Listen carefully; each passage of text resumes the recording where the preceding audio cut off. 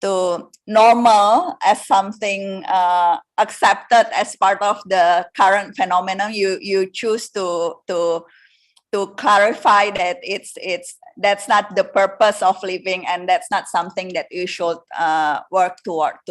When exactly is this realizations come? And the second part of the questions is, how do you not argue, but how do you take a positions against others who see this as part of something that you should aim toward? Like, I'm hearing words like personal branding, we're becoming a society who's glorifying the loudest and sometimes the most boastful person in the circle. How do you deal with that counter argument, the totally different paradigm when Yep. seeing success and growth in a person? A very important question, the two parts question, and definitely I think I have some thoughts around that. So in terms of the first part of the question, I think it's coming to this realization that a lot of times when we start with what should I do to make myself happy, what should I do today to find my identity, it's always something that we always try to mean well. In our perspective, we always try our very best to find the right solutions towards answering that question. But more often than not, in today's modern society, it seems to be leaning towards, in order to answer that question successfully, I need to come from a self-focused perspective. I need to find solutions in the modern society in order to find my purpose, peace, and happiness. And more often than not, in today's modern society, pride in this sense of value tends to be reflected with our choices that we make. For example, a good one that I can describe is what I call you only live once, the YOLO mindset. So this is a very common theme that we're hearing amongst the youths today, that I need to be YOLO, do the things that I want to do to enjoy myself, to fully gratify myself. And only because I go down this path can I find my peace and happiness. So this is a very common theme that we start to see when we talk about selfish behaviors. Now, how I actually discovered the impact of selfish behaviors and this value of pride, in this case of focusing so much on myself, all my time, all of my energy spent on finding my best self, that I started to realize that in all this time that I'm trying to discover myself and trying to find my happiness through the self, did I always felt that at some point of time that I did not feel fuller, I did not feel more happier. In fact, I felt at some points a bit lonely, a bit stressed out, and very anxious. So by forcing yourself to constantly think about what you should do to make yourself happy, sometimes if you're not careful, those selfish behaviors become not only selfish behaviors that affects you, but affects the people around you. So today we live in a society where people can feel somewhat disconnected because we can be sitting across a table at school, in a school cafeteria or the canteen, our peers or our teachers, but at the same time, we are not present. We are thinking about what should we do that makes us happy? How can we make this conversation about us rather than to get to know someone for who they are and their stories and their lived experiences? So when I came to realize this concept of selfish behavior, I started to shed a light that if this is not making me feel a sense of fulfillment, then there must be something else that I should be putting my time and energy on. So that got me to think beyond that. So that was the first part that I came to. Now, coming into the second piece, which really talks about how then in our society, if we see such individuals, being affected by selfish behaviors and how we actually start to actually harness this selfish behaviors in our society, I think a lot of times it's trying to think from a perspective of, if this attitude of behaviors is not helping me to work towards a place where I am a better person, and I'm not actually growing towards a positive, resilient person, then perhaps this attitudes of behaviors is actually not helping me to grow. And as a result of that, there must be something more that I need to discover. I need to ask the right questions. I need to put myself in the right position to discover something new that helps me to get towards a place where I feel that sense of fulfillment, not just about focusing myself, but sometimes feeling like the worst. So that's really how I would address that in the second part of the question. Yes, and you frame it in a way that, you know, we need to return to collectivism, to interdependence, and to a tribal spirit. Yes, that's right. Is there certain background related to this in, you know, your background of, you know, being a Singaporean, the Asians or traditional culture that values that actually rooted in your own identity who got you here, and how do you and do you think it make it easier? Like, you know, I know this event, you know, a lot of people come from different background and culture, but I found many similarities of the values that you describe in the book on your personal journey of what we Indonesians have also been, you know, brought up by a bit of, you know, a different way of looking into the value of collectivism and interdependence compared to, you know, people from probably a bit of different experience and background. Yes, I think experiences and backgrounds do play a part in terms of influencing the way that I have perceived and valued collectivism, interdependence, as well as other-centered community mindset.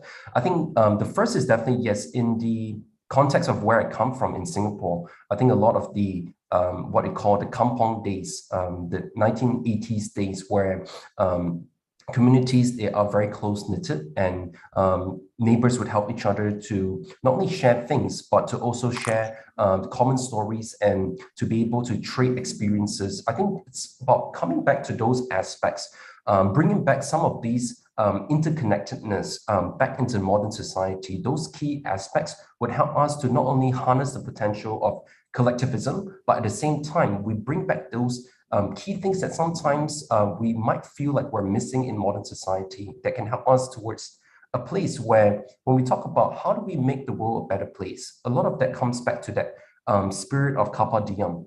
So today's modern YOLO mindset is yesterday's Carpe Diem. So what is the key difference is that Carpe Diem talks about leaving a legacy behind. And when we talk about leaving a legacy behind, a lot of times that comes back to making the world a better place because of your actions, because of your beliefs, because of your perspective to carry out your potential. As a result of that, others can be impacted.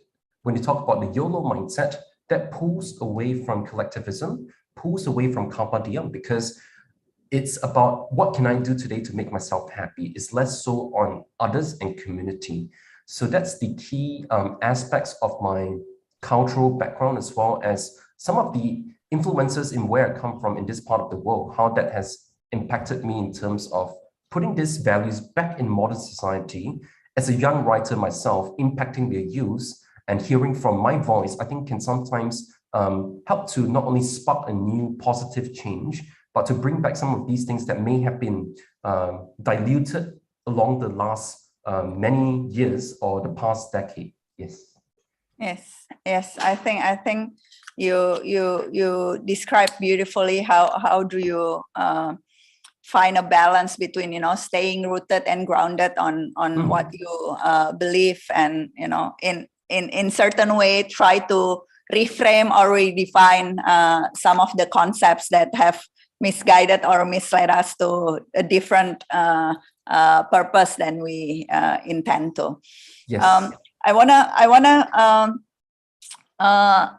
ask the audience questions on their definitions of humility, because I think the biggest part of the book is where when you describe about false humility and then start describing what is true humility actually is. So, you know, any of you who have your own definitions or, you know, constructions of what humility actually is, please type it on the chat column. Teman-teman, silahkan yang pasti hadir karena tertarik pada judulnya, boleh diceritakan menurut teman-teman definisi dari humility itu apa gitu ya. Terjemahan dalam bahasa Indonesianya mungkin kerendahan hati. That's how we say it in Indonesian, Gavin, kerendahan hati. It's like, but I don't think it's a true like a literal transitions of what humility actually is. But Yes. let's start by learning how do you actually differentiate between the false one and the true one, because I think explaining what it looks like sometimes is not enough. You need to really understand what it doesn't look like to be able to differentiate. Yes. and to choose, and this is what you've done so successfully in the book as well. Thank you very much. So I think it is so important to talk about the key piece, the centerpiece of my book, which is titled True Humility, by first starting with a definition discussion. So in terms of coming towards what true humility is, in my definition is that we always start with that baseline understanding of humility first, which is that we are modest of self. We do not think highly of ourselves above others. We do not have that arrogant attitude. So I think that is the baseline of humility that I've always found to be very important as a fundamental layer to understanding humility. Now, to take it one step above that is what I call true humility versus false humility. So in true humility perspective, it's about, now that you understand that these are the key things that you need to focus on, what really is you? What defines you in humility is seeing your strengths and your weaknesses equally. So for example, when you are feeling down and out, when you are facing a difficult situation, more often than not, we would lean into our weakness, our worst self, our negativity, our things that we're not good at, for example. But many times, because we are not in that shape of true humility, we can't see our strengths. We can't see our resilience, our courage, our bravery, for example. Now, in false humility, it's about seeing your weaknesses and sometimes less so on your strengths. As a result of that, when someone, for example, tells you that, hey, I think you have done something really well. For example, you speak to a student who has false humility and you share that as a teacher. More often than not, the student would say, teacher, that's not true. I don't agree with you because I think I'm the worst student. I'm not good in this subject. I'm not good in this activity. I'm not going to be successful. More often than not, this individual could be looking like false humility, focusing on one's weakness. So that is the key difference between true humility and false humility. As a recap, true humility is one's balanced focus on strengths and weakness and being confident in both and being at peace with both aspects. False humility is where you struggle. You struggle with your strengths. You struggle that maybe I have one or maybe no strengths at all.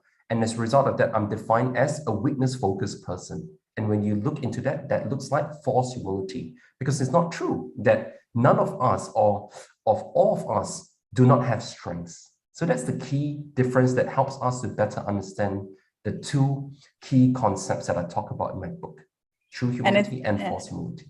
And it's a very, very important difference, because sometimes, when you heard the word humility or even try to practice it, it's that balance is the most challenging one to tackle. Yes. Like you tend to move from, selfish and full of pride behavior into the other extreme, which is actually the false humility. Did you ever find yourself in that situation, Gavin? Like, maybe at the beginning of the journey or? Yes.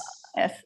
Absolutely. So I talk a bit about this in my book, that journey and transition from pride to false humility. And in fact, you're right that a majority of us, the way that we come towards finally understanding humility, maybe later on in our life, starts with that journey of from pride, selfish behaviors, going through the modern society, not finding our happiness and peace through whatever means that you are on, or the path that you're in, and then later on arriving at false humility. And sometimes false humility can be represented by deep-seated anxiety, unhappiness, being negative all the time, feeling like the worst self. And then later on, you ask yourself, I'm already so down and out in my life.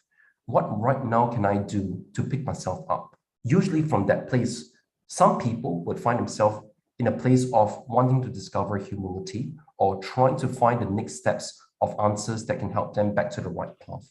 So I found myself in that journey, especially during my childhood days. So before I went through 7 schools in 7 years, I was in a place where I was more strengths focused, primarily because I did not face any struggles that was in a way causing me to feel like I am a worse person. But was through the transition of the 7 schools in 7 years that I arrived in a place of false humility by the age of 17. And by the time I got there, it was a very uncomfortable place. I was very confused about my identity. Should I go back to pride? Should I go back to selfish behaviors to find my happiness? But yet at the same time, I know that probably isn't the right answer that I'm looking for.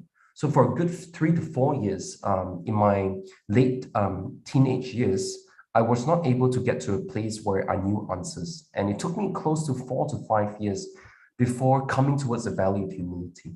Yes. 4 to 5 years. 4 to 5 years. I think it's important to underline that process as well, because sometimes we're being too hard on ourselves, or in the context of being a teacher or a parent, we're being too hard, and we want to see instant progress in our children, who's still in the journey. While one thing that you also emphasize in the book is consistent and visible progress. I wanna go deeper into the visible part, Gavin, because I know it's very challenging for teachers. It's very challenging for parents, and to actually help a teenager who's going through the journey and making them see their own progress visibly. One of the hardest part on my experience as teacher and as parent is that when we encourage our kids to do the reflections, to go through the journey with them, as what you just described, is that sometimes it's very visible for us who actually have gone through similar road and end up at the other side of the road, and it's very confusing and unclear for someone who's actually is still in that path, or sometimes felt like a labyrinth, and which no ending, etc. What has been helpful for you, or in your experience with other leaders, who has shared your story with you as well, to make that journey, that progress actually visible and compel us to keep moving forward? So I think a very puzzling one that I've always grappled with when I'm speaking to leaders or role models in terms of their perspective of humility is one that always puzzles me, because when I actually ask them what is the definition of how you actually live your life in the way that you exemplify tangible aspects of humility, I think more often than not, someone who's in humility does not actually know why and how they actually arrive in this place where they are serving others endlessly. They have unconditional love for their staff, for their students, for their teachers, for the community. I think one of the tangible ways is that when you meet someone who exemplifies true humility, more often than not, is that you know that they genuinely care for you. When they're asking questions like, how are you today? You can feel that positive emotions behind that question. So I think one of the tangible ways is that true humility is normally defined and seen in the way that people lead their lives. So the way that they walk, the way that they talk, the way that they carry themselves, I think those are very tangible ways. In the life of a student, for example, how you can start to see those examples in a tangible way could be their attitudes or behaviors. For example, when no one is looking, no teachers are looking, this student is helping a friend, not because he pities the friend, he or she pities the friend because he or she is struggling in a subject, but genuinely wanting to show examples in ways that can help the fellow classmate to get through something tough. Whether is it in the aspects of studies, maybe this is a good friend that is going through something and he or she is encouraging the friend to get through this difficult situation, and I'll be a friend to you, I'll support you through that journey. So more often than not, is those aspects that are reflective of unconditional love, unconditional care, showing that attitude that I am serving and wanting to lead by example. So those are the key things that I believe to really bring up those tangible aspects that reflects that humble attitude. Yeah. Yes, and this lead by example concept it's one of the reason why education, why schooling experience is very important, because when we come back to the circle that affects you, having that real life examples of a teachers who truly care, who models the behavior. Some of the students who, started earlier and become a mediator and a role model for, their fellow peers. It's very, very important in any child's experience into true humility. And Definitely. yes, reflecting back on your schooling experience, we know that, you've had challenging time, but of course, there are also moments where it's probably small moments that's very, very life-changing and got you here. Yep.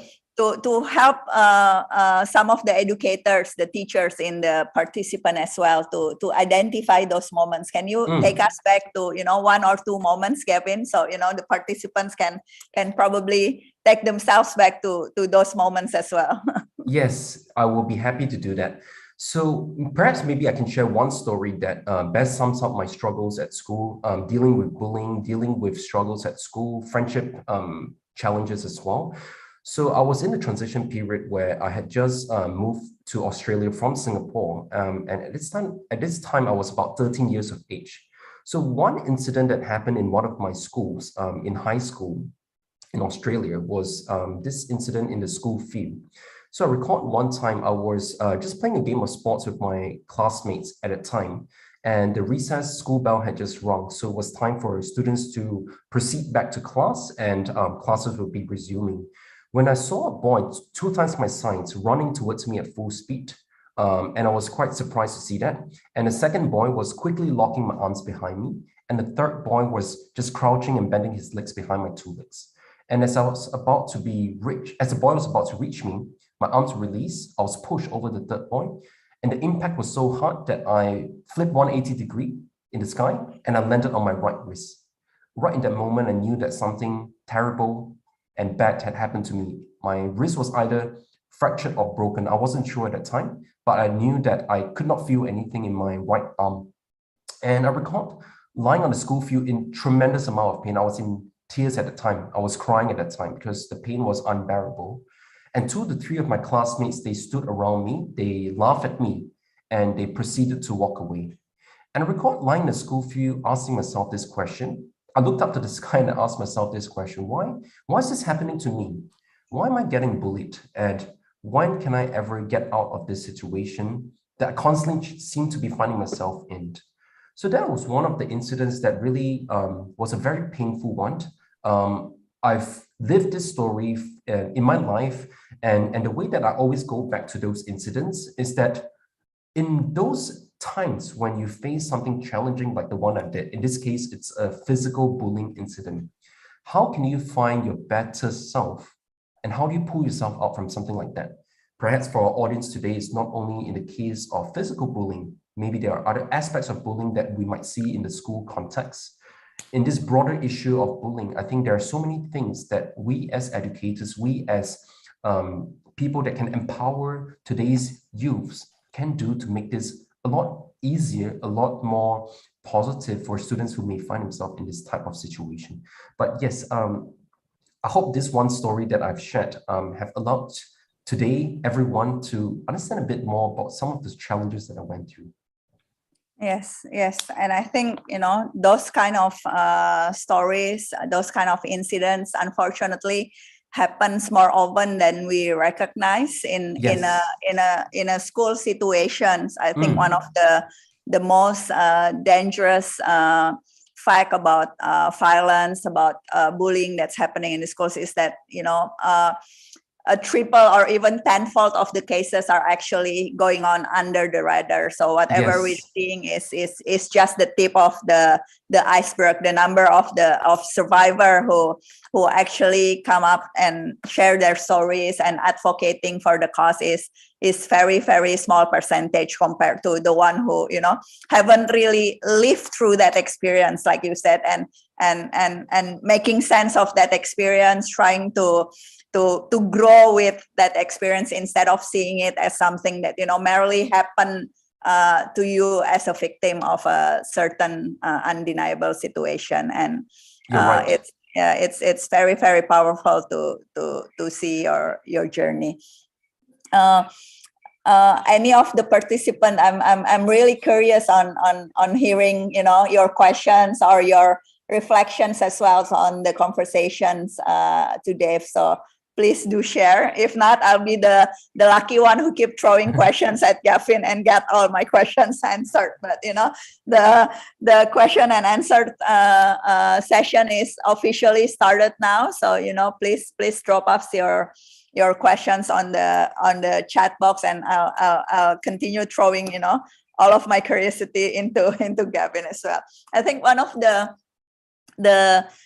thing that build up anxiety in terms of if you're looking from a parent's perspective is that sometimes it's very difficult to identify which circle or which, you know, school communities who actually will empower and will nurture the right values like true humility into your kids, and which one that actually will go against that purpose of schoolings and educations, based on your, you know, your extensive experience in schooling and, you know, hearing stories as well on that. Yes. What's like the early warning sign of a problem? Can you actually identify that before, you know, choosing that schools, that community, or, you know, most of the time you can only feel it or sense it once you're already inside?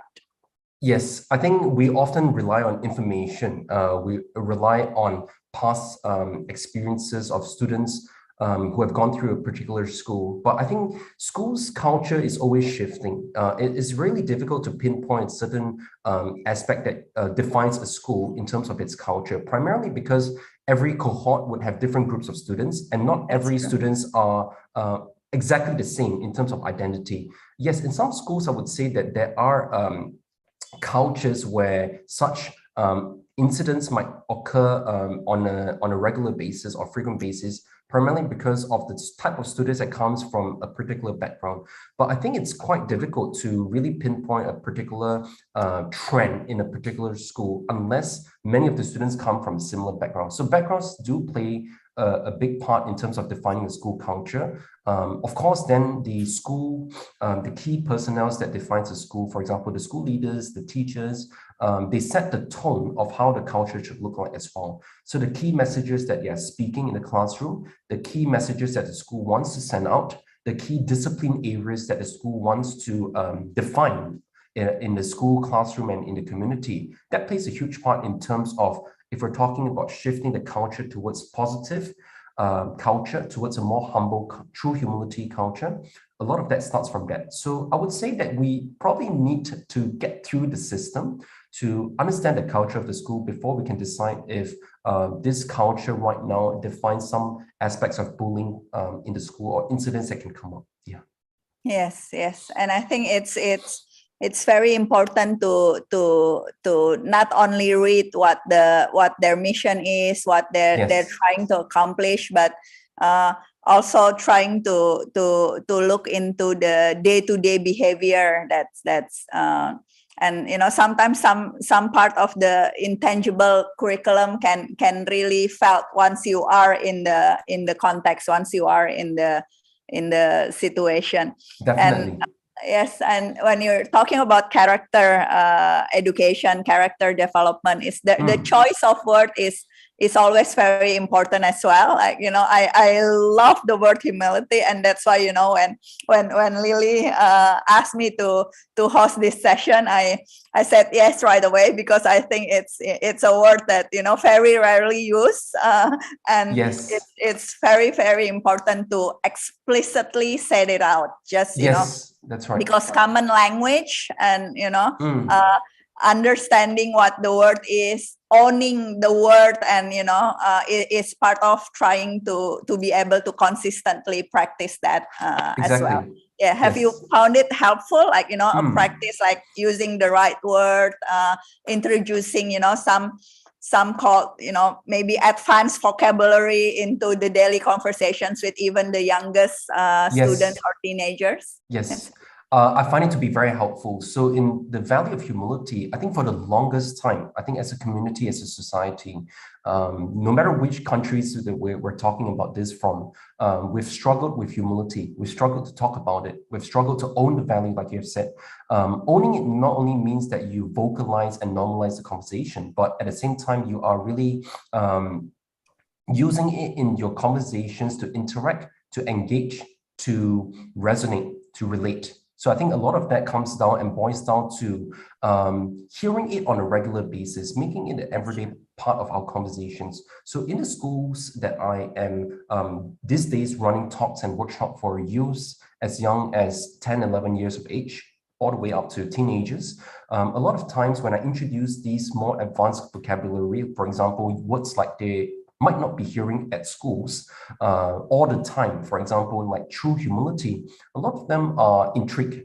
They want to actually use more of such words in the school. So how it comes through is that you give them some examples of how they can practice this in the classroom. You get them to write down some examples of how they can practice these examples in the classroom. And we even get them to do some worksheet activity, so some self-reflection activity. What makes you feel humble and grateful towards your everyday life? What are some people that you want to be humbled by and you want to show gratitude towards? So those are some aspects that I introduce in my class when I'm speaking to students and youths. And a lot of times that helps to increase the ability to actually vocalize and use these in their conversation with their classmates and in actions as well. Okay. Yes. Thank you. Thank you for sharing that. I think I always think that, you know, the best practice of educations, what have been implemented in different classroom, in different school settings need to be reflected upon in a group discussion like this more frequently, because that's the only way where you can, you know, push more implementations of certain concepts by learning what has been successful in other contexts, in other classroom, and then, you know, start experimenting, start using daily a certain daily tweak and strategies into your own classrooms or your own family conversations, you know, within a dining table every day. Those little moments are really, really powerful, and, you know, accumulated, they can be, you know, a much bigger and meaningful experience compared to, you know, one simple moment where we have the tough talk, or, you know, a certain lecture sessions for the students or the kids. Yes, very right. Yes. You talk a lot about reflections, value-based reflections, how we need to spend effort to reflect on our focus, on our strength, our weakness. Like, if we're talking about practical implication of this, do you recommend, like, you know, setting aside a certain time in the classroom at the end of each sessions, or, you know, even as part of a family gathering? What kind of practice have you do yourself, or, you know, what kind of examples have you picked up from other families or teachers' experience that will be helpful as well for, you know, our participants? Yes, I think in many times when we talk about aspects on harnessing the potential of our strengths and weakness, I think in most schools, if not majority of schools, we tend to focus on playing to the child's strengths, to the students' strengths. And in only in cases where students are exemplifying areas of weakness that the teachers or the school leaders do point them out, did the students start to realize that there is an actual aspect that I need to work on. And sometimes those aspects are not very clear to the students. Well, how exactly do I harness the potential of working on my weakness, being at peace with my weakness at the same time as giving myself the time to work through that, and having the right support system. So in the aspects in the classroom, I think it's important to not only advocate and talk about your strengths, but at the same time, giving someone the room to also talk about weaknesses. Though might not be the most comfortable thing, though that might not look like the person is able to exemplify his or her best self, but it's important to start to harness that potential by talking also about things that we're not good at, things that we're working to improve, rather than always trying to put out our best self. So as we're starting to do that, that's where a child's well-being is being able to be amplified. And when they bring that home to the family context, a lot of times also with the parents. What can the parents do to empower the child to feel like he or she have a safe space to share about his or her struggles at home? So a lot of times, even to parents, some students or some child may feel that I need to also hide away what I'm going through because maybe my parents might judge me. Maybe my parents might make me feel worse. Maybe my parents say that don't be so focused on this because you can get through this. Sometimes we say this, but we don't actually know the true struggle that the child may be facing. So allowing for room to discuss about things that you're struggling with at home can be a helpful place to create a sense of balanced identity for a child. And I've certainly found that to be helpful in my own setting in the home, as well as in the workplace. I think a lot of times when I talk about this idea of true humility, it creates that vulnerability that allows other key personnel to also share, yes, I've actually gone through something similar. I can resonate with that. So by opening up this potential of true humility, it helps this conversation to be a bit more comfortable. We actually have a value that can bring up the potential of talking about the worst parts of our day, but being comfortable with that because we know that we're not only defined by weakness, we have our strengths, we have our resilience, we have our humility, we have our courage. So those aspects will help us to balance out and to find the right setting and to create an environment that allows us to be comfortable with these type of topics to be shared and discussed about in the school as well as at home. Yes, and it does take practice, right, Kevin? Yes. It's not an instant process. Like it's No, kind of like, you know, any other skills and habits. Like, you know, like yes. running, you need to do it consistently, adding Yes. more and more of it until, you know, you achieve certain mastery and be able to do it automatically, or, you know, Yes. as part of your routine. That, you know, when once you're not doing it, then you start to miss it, and, you know, you come back to it and you remind each other of it. Yeah. Yes, you're right. So it's a practice that needs time and dedication, just like anything that you want to be a master of. You need to put in the time, the focus. Same with true humility. A lot of times it can be a struggle because the voices that sometimes lead you back into false humility, your habits, your past negative behaviors, will draw you back to focus back on self-hurt behaviors, destructive behaviors. So a lot of times you need to remind yourself to come back to those balanced identity. Yeah. Yes, when you explain on the importance of vulnerability, my experience have showed that, you know, it's not something that's praised or, you know, nurtured in certain contexts. Like, you know, it's probably easier at home, although, you know, you see it based on your observation as well. Even, you know, among family members, even in front of the parents, it's still very difficult to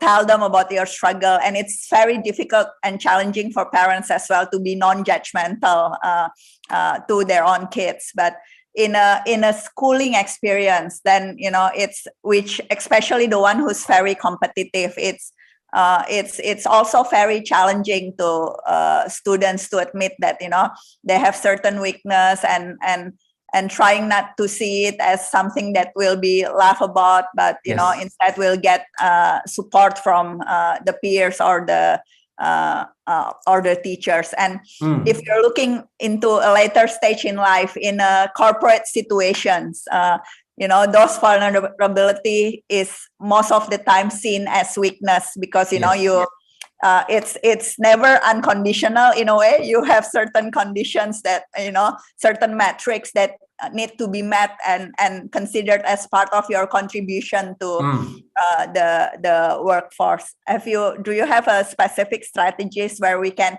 actually first and foremost trying to encourage more of this within a school and work context? And how do we convince, like, the top leaders in any schools or, you know, in any corporations to start see this as, you know, a practice that need to be nurtured instead of something that need to be abolished within a certain context?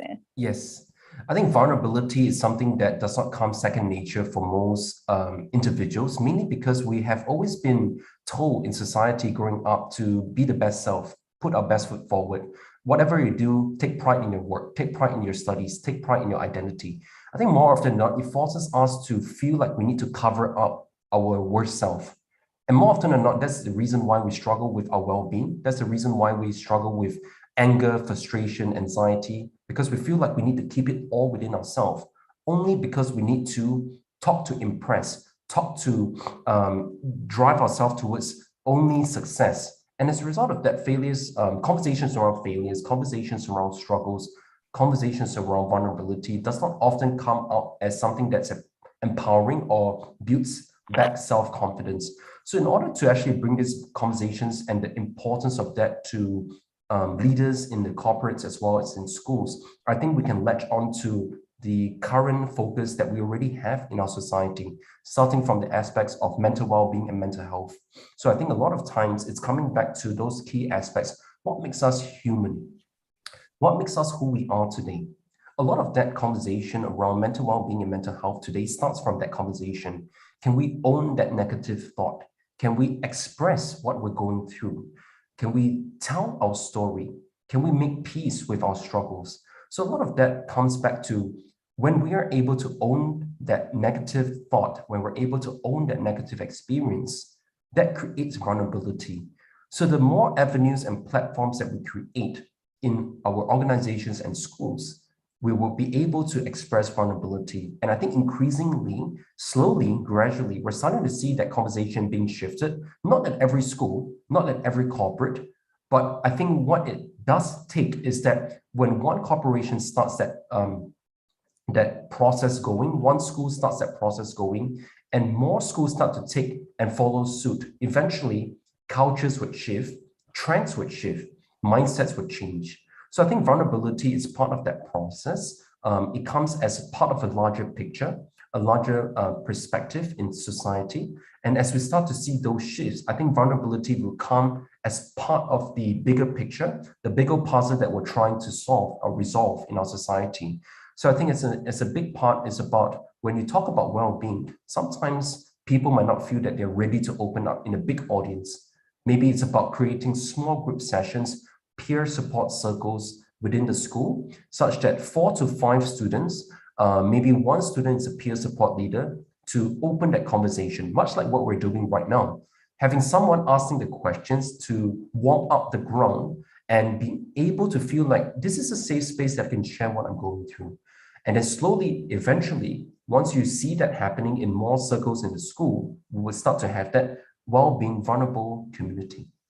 Okay, that's beautiful, and I think it shows the power of a small movement. It shows how contagious goodness and kindness actually is, because once people actually see it in practice, like being part of that experience, even for a very short period, then there will be this internal drive to want to repeat that experience again within different contexts. And a lot of people will be willing to try it on once they see some of the first innovators, the bravest one on the circle who actually starting out the movement. And you clearly have been one of the first innovators and the bravest of them all, Gavin, by sharing your story. So thank you so much for sharing it.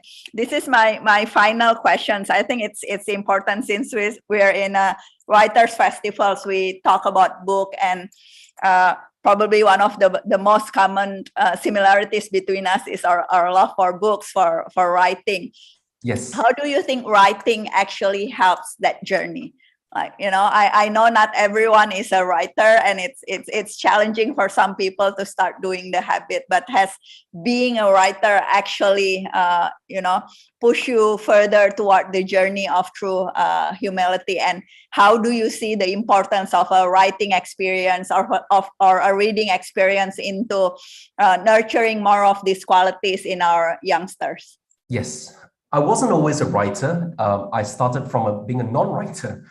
I think that's the starting point. But my love. But you were always a reader, I bet. But I was also, yes, I was always a reader. I love reading books. So it starts from cultivating a habit. So that cultivation of habit of reading is that curiosity to learn something new. I think that's the starting point. You're always curious to discover something more, something new, something that would help you to grow and expand yourself. So I think that starting point later on translated into words and actions that looks like writing. So for many, I think writing does not have to start with a long passage, a long piece of writing. I think we can always start from what we're comfortable with. So for example, what I find to be helpful is that whenever I'm going through my daily commute from place to place, if I have a waiting time, waiting for the lift for 5 minutes or a few minutes, I would just take out my phone. I think many of us would have our mobile device with us. Just take out the mobile notepad and write down 3 things that you've gone through today that have made you better or even feel like the worst. So I think often enough, when we start to do that kind of practice, self-reflection on self-discovery, a lot of times it's coming back to those key aspects where we translate our inner feelings into something that's more tangible. When we start to see that, it becomes a lot clearer. What are some of the strategies and solutions that we need? So for example, if you have been frustrated about something and you wrote that down, more often than not, you feel less frustrated because you've already made peace with your frustration. Now, the next step is to calm yourself down and find solutions that best helps you to resolve that piece of frustration point or that pain point. So many of times, I think that's the starting point towards writing, getting yourself into that habit of reflection, getting yourself into the habit of taking pit stops. So I think this is the power of writing, and I found that to be helpful. So when I'm writing my book, of course, we're not going to spend the next few minutes talking about how to write a book, but how did I get into the writing process? The power of that process is that put yourself in a shoe where you tell your story to yourself. It's almost like storytelling to yourself. Now that you've made peace with that story that you have just told yourself, now what are some of the things that you can help yourself to self-discover towards solutions that helps you in your well-being journey? So I think those are the key aspects that can hopefully empower more people to take on that journey of reading to maybe self-reflection and journaling, and then later on maybe writing. Thank you, Gavin. The participant, any of you wants to reflect together with us, or ask questions or share a concern, please do. Can we have the participants on cam, or is chat box the only place to do it? Is one of the committee can help me? Okay, I think it's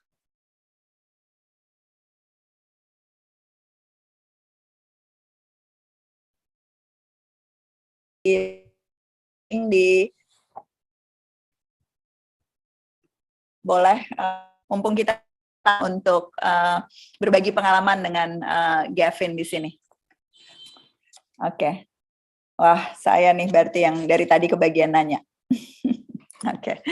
I think we should wrap this up, maybe with some final thoughts from you, Gavin. What is there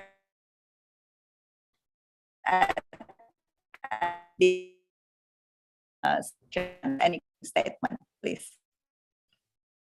Yes, happy to give some final thoughts around what we have discussed today. So I think the key thing here that I hope to leave us with is this idea about finding our strengths and weaknesses equally, not being afraid to share your story with someone that you trust. And at the same time, whenever you go through something tough, for example, you're still maybe dealing with something that have happened to you in the past, maybe bullying, maybe something else. The key thing here is that to make peace with that, it's the starting of a healing process. And what I find to be helpful is that when you can write it down on a notebook, on a notepad, I think that's a good place to start towards your healing journey. So I've always found that writing and reading helps me to get into that mode, helps me to not only get into that spirit of writing, but at the same time, realizing that my story is not only important to me, but I just don't know how my story will turn out in the future. To someone else, it could be an inspiration. To myself, it's healing to me. So I'd like to leave us with that process that hopefully would help us towards finding our peace, finding our balance, and finding our true humility. Yes, thank you, Gavin. And I know some of you might want to share your reflection through writing as well. You have the Gavin Instagram and Facebook accounts there, and I'm sure he would love to hear more of your reflections on the book, on your own personal journey. Thank you again, Gavin, for sharing your stories, for publishing such a great and important books that should be read by everyone. And thank you for all the participants who join us today. You can find more information on the MIWF at www.makassarwriters.com. And don't forget our next program, who will be held at 2 p.m. Penerjemahan Karya Sastra di Masa Pandemi, Kisah dari Malaysia, China, Jepang, dan Indonesia, which will have Roni Agustinus, Julia N. Agustinus Wibowo, and hosted by Koalisi. This session will be broadcast live via YouTube Rumah Art Space. I thank Gavin, all the sponsors, program partners, as well as all the participants of MIWF Friends during this discussion. Thank you for having me, and thanking the sign language interpreters and the English interpreters as well, who help us tremendously during this event. Stay healthy, everyone, and keep igniting the reading and writing experience within you, and spreading all the kindness, the awakening theme that ignited by MIWF throughout this experience and throughout the rest of our lives. Thank you again, Gavin. Thank you, everyone. Stay healthy. Take care. Take care. Thank you. Thanks, Najila. Have a nice day to everyone. Bye-bye. Have a nice day. Bye. Bye-bye.